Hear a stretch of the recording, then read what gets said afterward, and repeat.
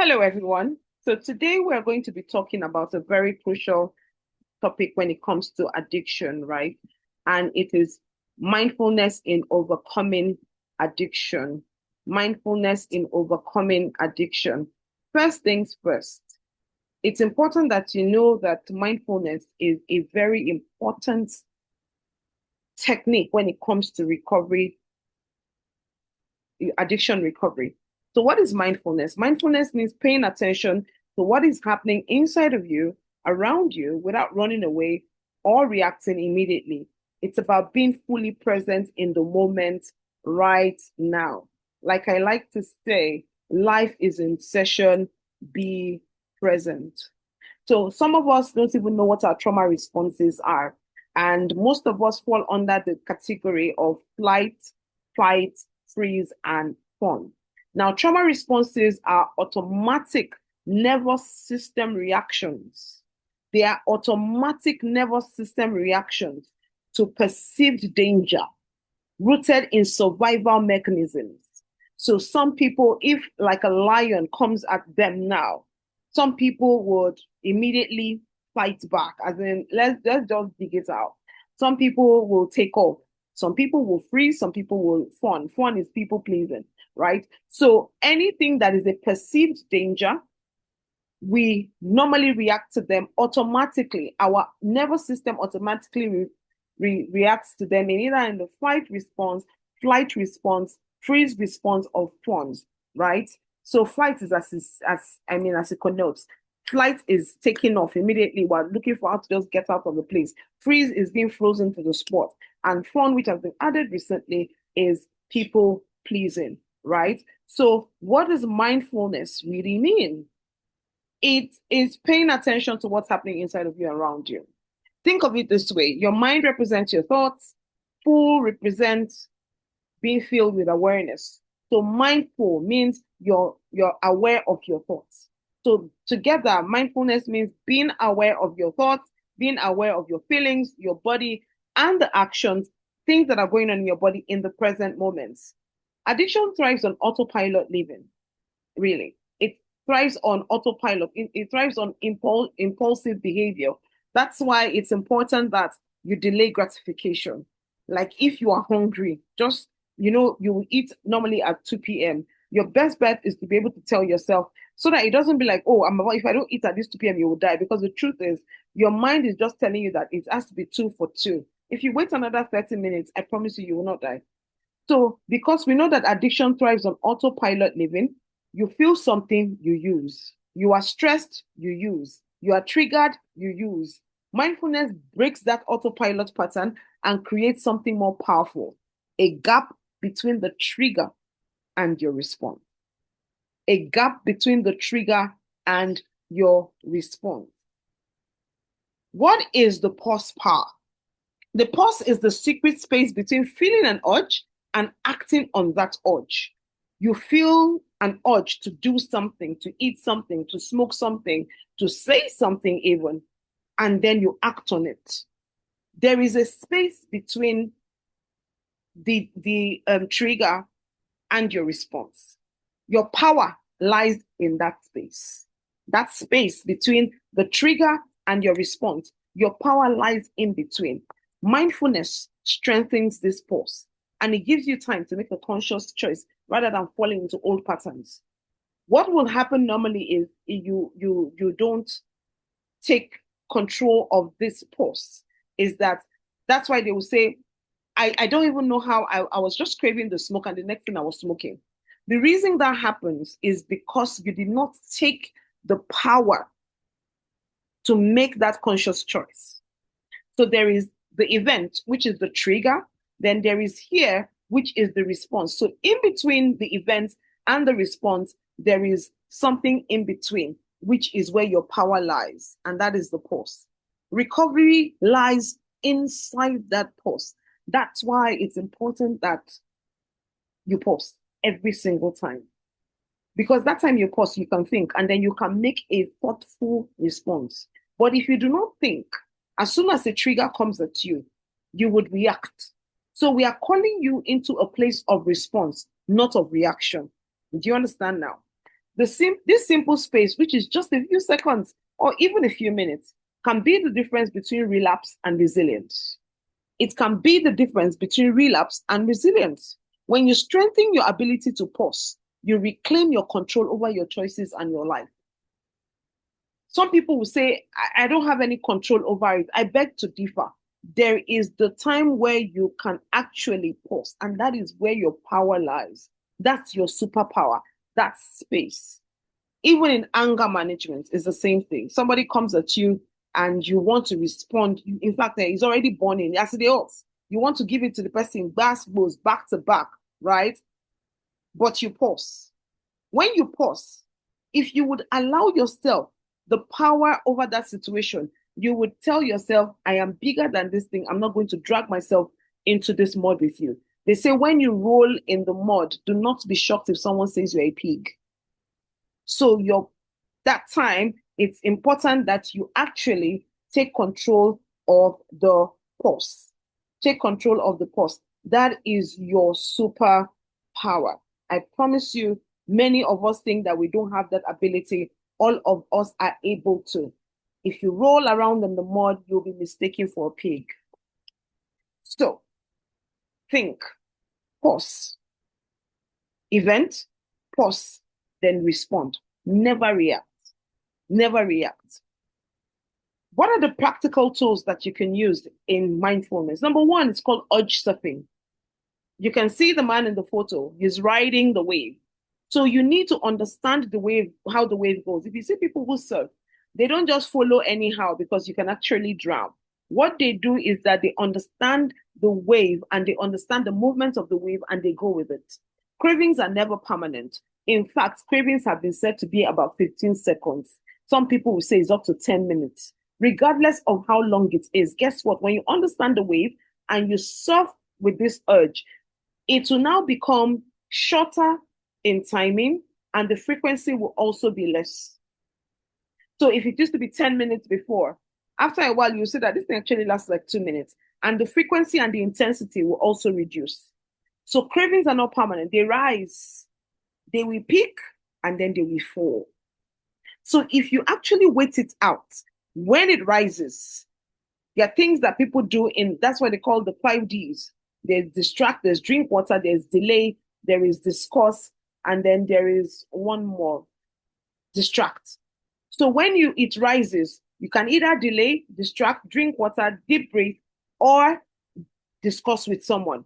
When you do one of those five, while it is speaking, before you know it, it will fall, just like the waves of the ocean. You don't have to fight them. You don't have to obey them.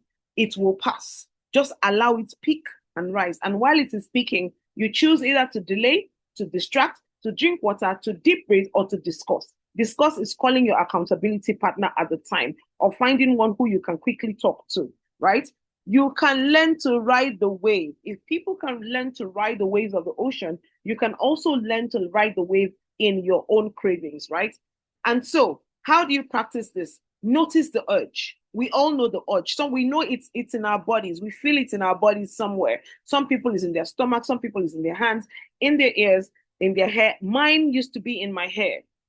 Notice the urge and don't act immediately. You need to breathe slowly and observe the feeling. Watch it pass like clouds moving across the sky. You have to, if you act upon how you are feeling immediately, chances are you're going to relapse. So I want you to remember that urges are visitors. They are not landlords. They will come and they will go. A visitor will come and go. A landlord is the owner of the house. So think of your urge as a visitor. They don't own you, neither do they control your home. They can knock on the door, but you are the one who decides whether to let them in or not. Don't forget, they are visitors. They are not the landlords. Grounding. It means coming back to now. Grounding means bringing your mind back to the present moment when it wants to escape into past pain.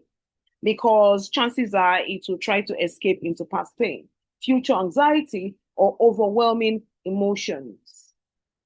Addiction pulls us away from here and now. Grounding brings us back. Addiction pulls us away. Grounding brings us back. So when you are feeling like you are overwhelmed with your cravings or whatever the cravings or urges or the feelings of wanting to use, the first thing to do is we call it the 5, 4, 3, 2, 1 tool. The 5 things you see. Look around and name 5 things in your environment. This is actually trying to bring you back to now and it's going to distract you from the urge, right? 5 things you can see. I can see my air conditioner. I can see my laptop. I can see my mobile. I can see my son's football. I can see my son's drum.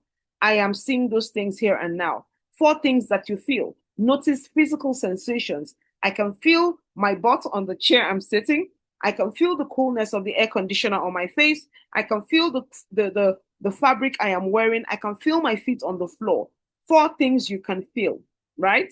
3 things you can hear. Tune into sounds near and far. I can hear the buzzing of the AC. I can hear someone trying to start their car outside. I can hear my son actually making noise in the background. 3 things I can hear. 2 things I can smell. Identify scents in the air. I can't smell my perfume. I can also smell the detergent that was used to wash not long ago. 1 thing I can taste. Is there any taste in my mouth? Yes. I can taste the sesame oil seed, the sesame seed oil that I used to make lunch today. So 5 things you can see, 4 things you can feel, 3 things you can hear, 2 things you can smell, and 1 thing you can taste. This is what we call the 5, 4, 3, 2, 1 technique. It shifts your brain from craving mode to awareness here and now, anchoring you in the safety of this present moment. Very, very important.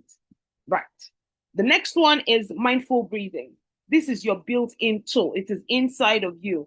Mindful breathing means using your breath to calm your mind and your body. When the cravings hit, they activate fast breathing. They always activate fast breathing. They activate anxiety and then they activate restlessness. Breathing slowly signals safety to your brain and your nervous system. First of all, when you have any perceived threat, right? When you first breathe, when you're breathing in and out, the first thing you are telling your brain is there is no perceived threat. Everybody calm down. Everywhere quiet. We are all okay. No perceived threat. Everything is okay. No shots fired. When you breathe in and out, you're trying to tell your nervous system, calm down. Calm down. That's what you're doing when you're breathing in. So when the cravings hit, when they activate the fast breathing and the anxiety and the restlessness, breathing slowly signals safety to your brain and your nervous system. So what do? You inhale slowly for 4 seconds. It's not the kind of inhalation that we do when we're breathing for survival. This one, we are actually breathing to let our body know that everything is okay. We're letting our body breathe and know that everything is okay. So you breathe in slowly for 4 seconds. Hold it. Pause and hold it for another 4 seconds. Then you exhale and breathe out for another 6 seconds. The next thing you do after you have done this is to repeat. Repetition rewires your brain. So you need to repeat. Don't say it didn't work, because that's what many of us do. We say, oh, it didn't work, it didn't work. But you repeat it for 5 complete cycles, which is breathe in for 4 seconds, hold it in and pause for 4 seconds, then exhale gently through your mouth for another 6 seconds. Breathe in slowly through your nose for 4 seconds, pause and hold for 4 seconds, breathe out gently for 6 seconds. If you can control your breath, you can control your response. You may think that it's not working the first time. Try again, and it will work. The next one is body scan awareness. Body scan means noticing where feelings and cravings sit in your physical body. Addiction often disconnects us from our body, but body awareness rebuilds self-control, it rebuilds emotional recognition and impulse management. Where do you feel the urge? Some of us don't know where we feel that urge. I said it earlier, I feel mine in my hair. In my hair. It's weird, but I had to do a body scan awareness to be able to know where I feel mine. In your chest? Is it in your throat? Is it your hands clenching? Is it your stomach tightening? Is it, you're breaking out in sweat? Take a moment to scan your body from head to toe. Where do you feel your urge when it comes? So I'm giving you a pause. Respond. Where do you feel yours? Notice without judgment. Simply observe the sensations. You don't need to change them or make them go away. Just acknowledge. That is why it's called awareness. We have to be aware before we can manage. It's called awareness. So just acknowledge it and say, I feel tension in my shoulders or my heart is racing, right? Then direct your breath to where you feel discomfort. Imagine your breath softening and releasing the tension with each exhale. Direct your breath to where you feel the discomfort. There is something that we use, which is an acronym, another technique. An acronym is HALT, which is checking in with yourself. We are talking about what happens around us and inside of us, right? So, H is for hungry. Are you hungry? Have you eaten? Because low blood sugar can also trigger cravings. That's why when people are hungry, they tell you not to buy anything when you're hungry. Eat the meal that you need to eat when you're hungry, because if not, if you eat every other thing, you will have eaten junk. So check in with yourself. Are you hungry? Have you eaten? Low blood sugar can trigger cravings. A is for angry. Are you holding resentment or frustration? That's why we have something called the forgiveness therapy. If you're holding resentment towards someone, you need to also know that you can feel it in your body. So we'll do the forgiveness therapy. And then when you start to feel some form of resentment, it's best you quickly begin to forgive people and leave them to their highest good. L is for lonely. Do you need connection or do you need support? Is it support you need? Your accountability partner, your support network, or the people around you at the time? Are you feeling lonely? Then T is for tired. It's your body asking for rest. Because sometimes we mistake some of these feelings that we have for the cravings. Many relapses are not necessarily about drugs or substances, they are most about unmet needs. So, HALT is a mindfulness self check tool that helps you identify the real problem underneath the craving. When you address the actual need, the urge often loses its power. That's why we also tell people to drink water as part of the 5Ds. It might be another need that you have. When you have drank water, maybe you were thirsty. Guess what? That urge will lose its power over you. The next one I want to talk about is name it to tame it. There are over 3,000 feelings on the emotions wheel, but many of us use the very common ones, which is angry, upset, happy, excited, frustrated, confused, and all of that. We don't use the ones that there's so many. Imagine 3,000 emotions. Of course, some of them are on a spectrum from mild to severe. Like happy can be ecstatic, it can be joyous. Do you understand what I'm saying? So this powerful technique means saying what you feel instead of acting it out. Saying what you feel instead of acting it out. When you name your emotions out loud or in your mind, something important happens in your brain. The thinking part activates and the emotional part calms down. The thinking part, which is the logical part, it will activate and then the emotional part will calm down. So it's important that you name it. I feel anxious right now. I feel like using. Be honest with your emotions. Name it.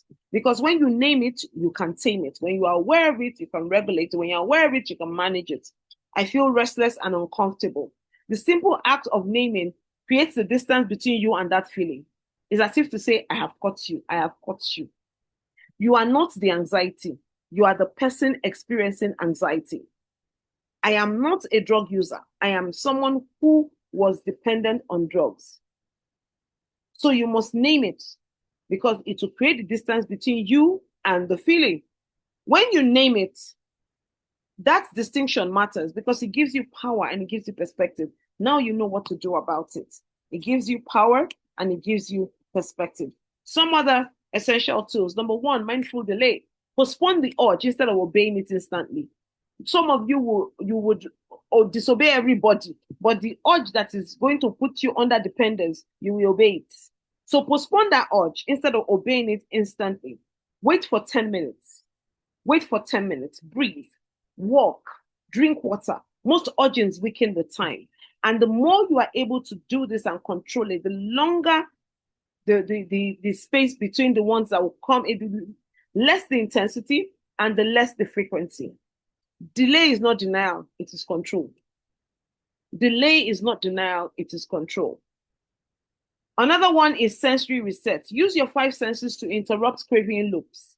Hold eyes, splash cold water on your face, smell peppermint oil, smell something strong, right? Not an offensive smell, of course.